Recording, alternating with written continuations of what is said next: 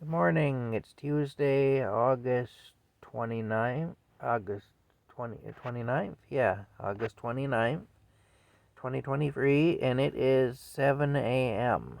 And I've been up for about an hour. Um, there's my sleepy pussycat, Rocky. I don't know what you can see because I got the phone turned around here. And when I have the screen in this position, I can't really see when I do that. But anyway, he's there. He's having a sleep still.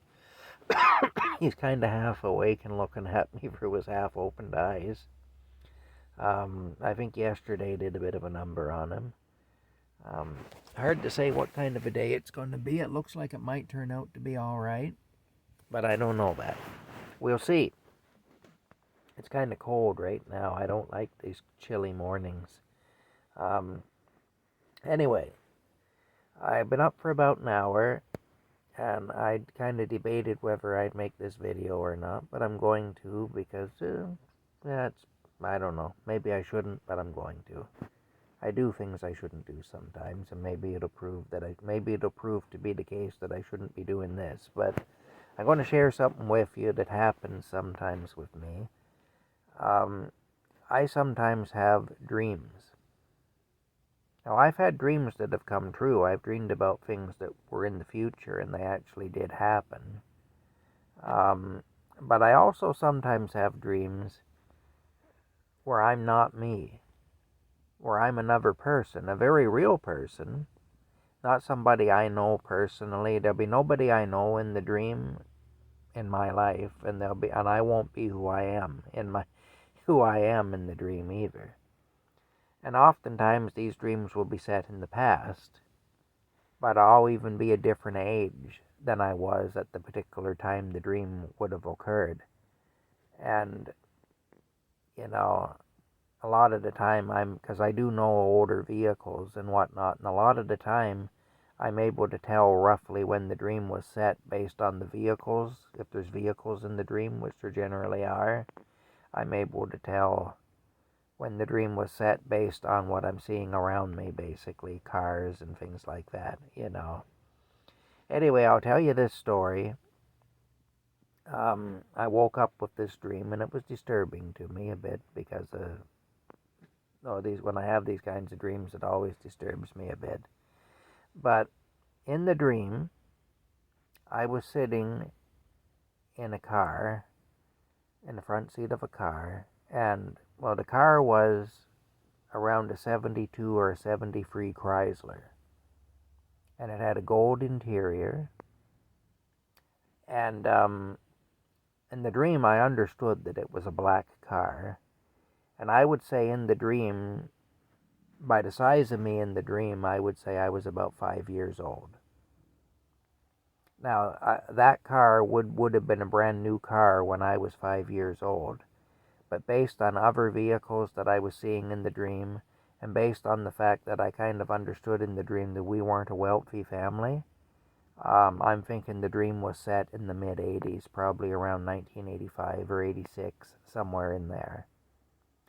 Anyway, we're sitting in this parking lot, and there's an elderly woman sitting beside me on the passenger side of the car. There's nobody sitting on the driver's side behind the steering wheel. I'm sitting in the middle on the bench seat, and but there's an elderly woman sitting beside me, and there's a younger woman in the back seat sitting behind her, and they're talking back and forth. And at one point, I turned around and I looked at the younger woman in the back seat when she said something, and she also looked native to me, like a native Canadian, what we used to call in those days an Indian.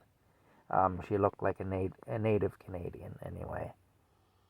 And so there were the two women in the car, both sitting on the passenger side, one in the front, one in the back. I was sitting in the middle, in the front, on the bench seat, and there was nobody on the driver's side of the car yet. As the women were talking a little bit back and forth every so often, and I was sitting there trying to figure out where we were, and I could see there was a fairly big building close to where we were and stuff. And the place was surrounded by a high fence. And there was a gate in the fence. And at one point when we're sitting there, I hear this buzzing sound. So I turn my head and I look out the driver's side window of the car, out the driver's door window.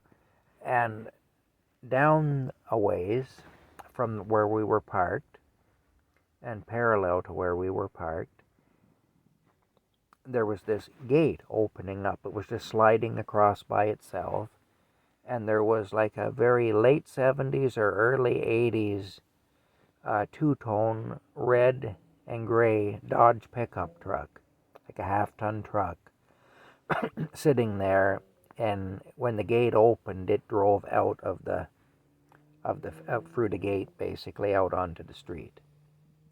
And also down from the car I was in, just a little ways, there was a dark blue colored Ford Crown Victoria, like a mid-1980s, looked to be maybe an 84, 85, 86, somewhere in there.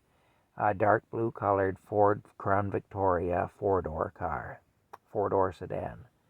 And the car I was riding in would have been a 72 or a 73.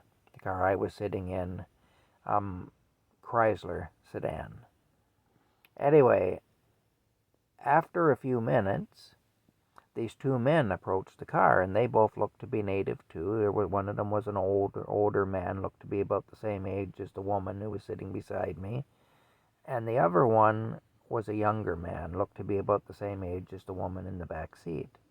Looked to be maybe late 20s, early 30s, whereas the older people looked to be probably in their 60s or maybe early 70s. It's hard to tell.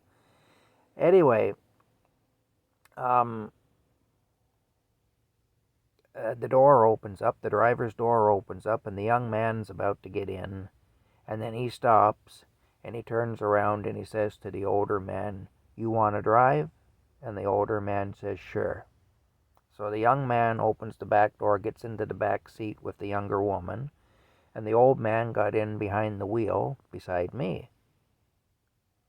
And anyway, he turns the key and starts the car up, and he was backing out of the parking space and so on, and we're heading to the electric gate, which opened, and we went out onto the street. We turned onto the street, and just before we left, though, there was a train. There was train tracks that kind of ran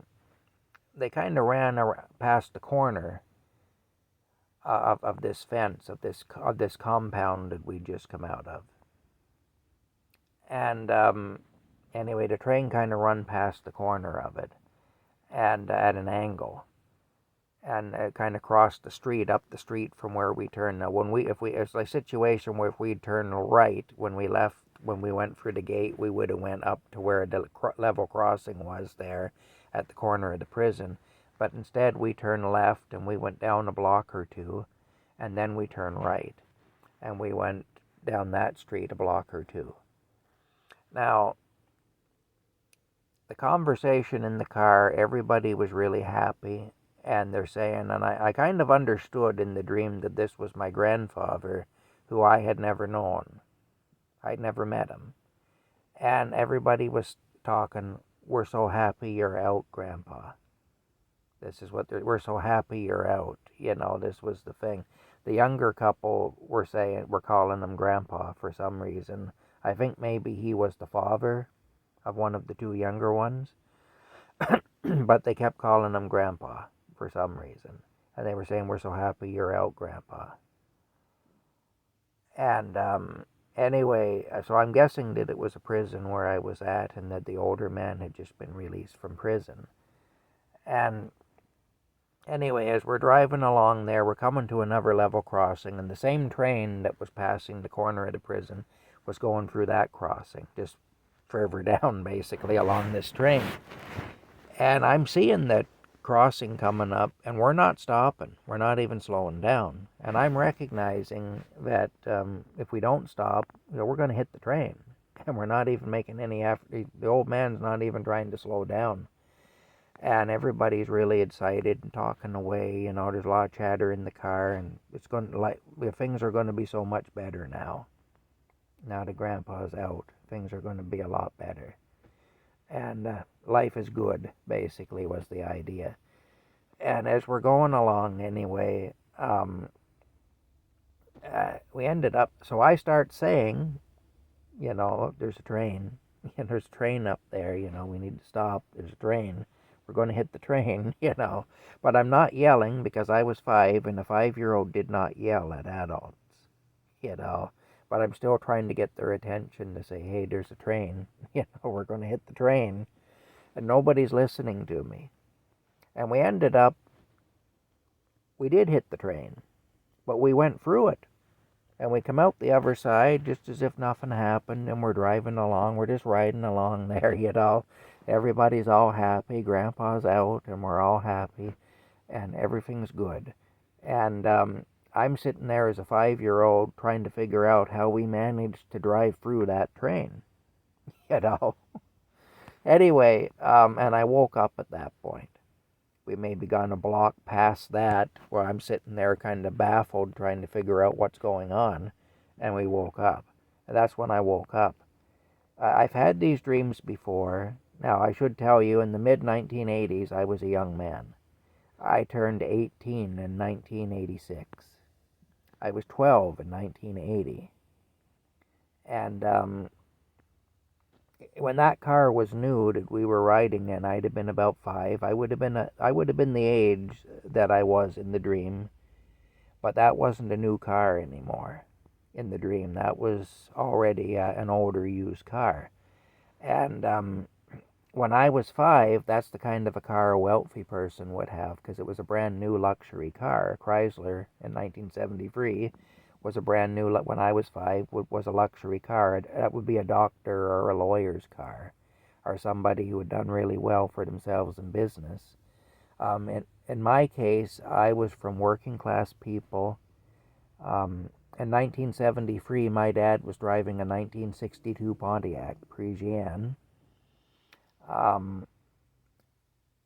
My family members and other people that we knew, neighbors and whatnot, were all driving cars anywhere from the late 1940s up to about the mid-1960s. And you didn't see very many cars as new as that Chrysler I was riding in would have been, a brand new Chrysler in 1973. If you saw one, then you knew that was somebody who had some money. That wasn't our people. That was the upper crust that would have something like that. But by the mid-1980s, that was a poor person's car, because by the mid-1980s, that car, you could have that Chrysler for a few $100s, So, I mean, it's the kind of car that a poor working class person would have had in the mid-80s, which, judging by the other vehicles that I saw in the dream, I'm going to say that it was mid-1980s when this dream would have occurred. Anyway, I've had these kinds of dreams before. I've had dreams about events that then happened. In some cases, years before they happened. And, and very precise, too. Things exactly the way, I'll dream about it just the way it'll happen and stuff. It's really weird, but in this dream, anyway, this is one of those dreams that I occasionally have where I'm somebody else. I'm not me, but I'm somebody else.